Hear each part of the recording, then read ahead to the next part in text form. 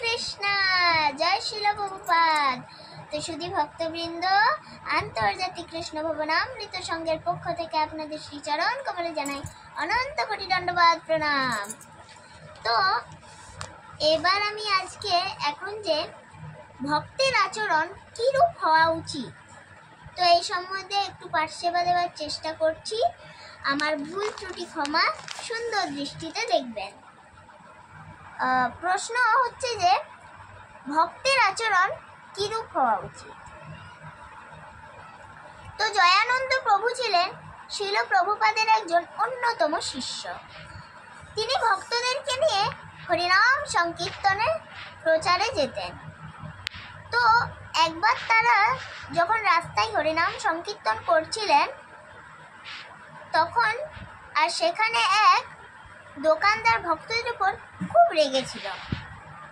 সেই দোকানদারটি ছিল খুবই ঈর্ষাপরায়ণ লোক। তো সেই দোকানদার গরম জলে ডিম সিদ্ধ করতে দিয়েছিলেন, এবং সে যখন ভক্তদেরকে যেতে দেখল, তো সে সেই গরম জলগুলো রাস্তায় নিক্ষেপ করল। আর ভক্তরা সবাই জুতো ছাড়া হরিনাম সংকীর্তন করছিল, অর্থাৎ খালি পায়ে।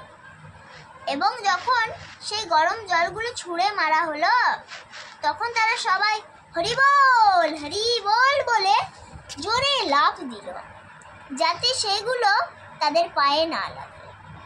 তো সেই সময় জয়ানন্দ প্রভু এই দোকানদারকে বললেন যে, জনাব, রাস্তাটি ধুয়ে দেওয়ার জন্য আপনাকে অনেক ধন্যবাদ। তারপর তারা চলে গেলেন। তো এই রকম লোকেদের সাথে কী রকম ভাবে আচরণ করতে হয় তা জয়ানন্দ প্রভু জানতেন।